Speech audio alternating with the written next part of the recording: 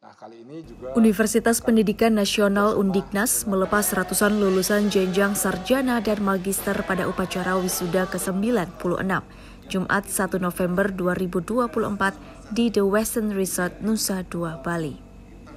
Bersamaan dengan upacara wisuda ini, Undiknas juga melantik 38 calon insinyur yang telah menyelesaikan pendidikan profesi insinyur melalui jalur rekognisi pembelajaran lampau.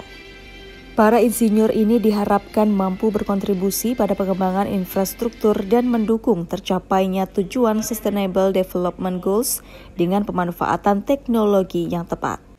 Dalam sambutannya, Rektor Undiknas, Profesor Dr. Insinyur Nyoman Sri Subawo, menekankan pentingnya peran pendidikan tinggi dalam mendukung tujuan pembangunan berkelanjutan melalui upaya menciptakan pendidikan inklusif. Menurutnya, inklusivitas pendidikan tinggi bukan hanya tentang kesetaraan kesempatan, tetapi juga merangkul seluruh lapisan masyarakat untuk berpartisipasi dalam pengembangan kompetensi dan penelitian bersama. Sebagai universitas yang responsif terhadap keberagaman, Undiknas terus mengupayakan inklusivitas dengan memberikan berbagai beasiswa pendidikan bagi mahasiswa berprestasi dari latar belakang sosial ekonomi yang kurang beruntung. Inisiatif ini merupakan bentuk kontribusi Undiknas dalam menciptakan pendidikan yang berkualitas untuk semua kalangan sesuai dengan visi pendidikan nasional.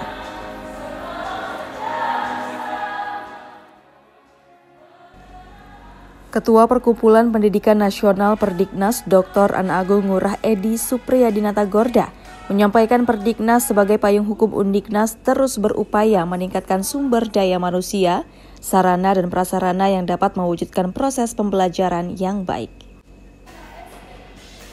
Edi Supriyadinata Gorda alias ESG meyakini output yang baik dihasilkan dari proses yang baik pula. Undiknas telah melakukan proses pembelajaran dengan standar yang baik sehingga harapannya proses perkuliahan yang telah dilakukan akan menghasilkan SDM unggul yang nantinya bermanfaat bagi masyarakat.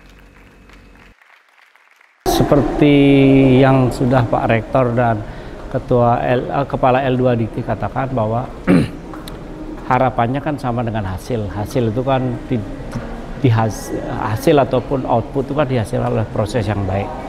Sebetulnya secara standar kan Undiknas relatif baik prosesnya, sehingga harapannya adalah tentu proses-proses yang kita lakukan 3,5 sampai 4 tahun ini menghasilkan sesuatu yang bermanfaat bagi masyarakat. Tidak mesti harus mencari pekerjaan, tetapi konsepnya sederhana, ada hal-hal yang baru yang bisa dimunculkan dalam proses perkuliahan di Undiknas. Apakah menjadi wirausaha, menjadi entrepreneur, ataupun melanjutkan studi ke jenjang yang lebih tinggi lagi. Sehingga prinsip saya di Undiknas adalah kita tidak terlalu fokus pada output, tetapi kita fokus pada proses, karena proses yang baik logikanya akan menghasilkan output yang baik. Itu kata kuncinya. Sehingga tadi ada yang IP-nya 4,00, ada 3,92, 3,95. Itu salah satu ciri dari ada proses-proses yang dilakukan secara standar yang baik, sehingga IP menjadi 3,9 ke atas. Tidak mungkin IP 3,9 itu